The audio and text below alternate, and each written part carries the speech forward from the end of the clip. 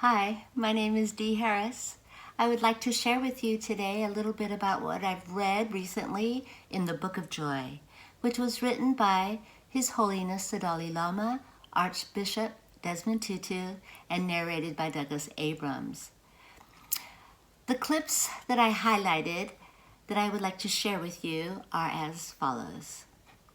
Sadness is seemingly the most direct challenge to joy.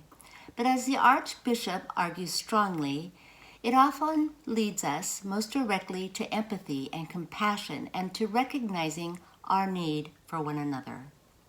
While fear lasted on average 30 minutes, sadness often lasted up to 120 hours or almost 5 days.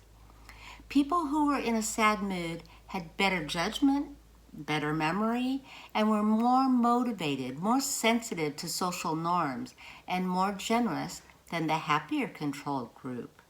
Sadness is in many ways the emotion that causes us to reach out to one another in support and solidarity.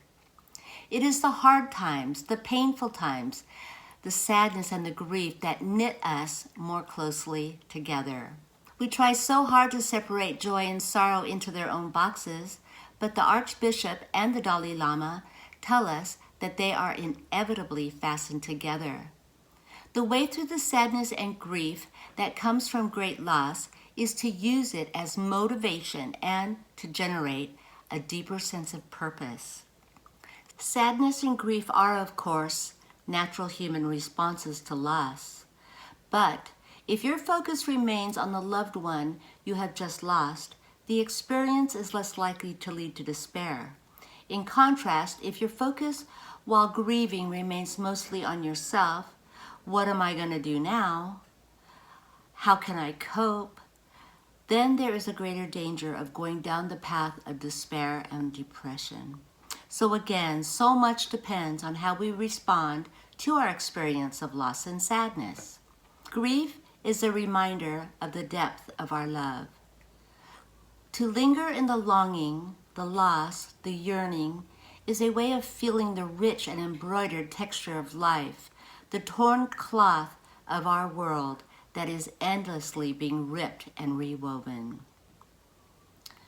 For me, I was comforted when I was in a state of sadness by the thought, the feeling that God has a greater purpose for the loved one who was just taken, that could no longer be served here on earth with us mortals. What a gift to be chosen by God to have a greater purpose to perform.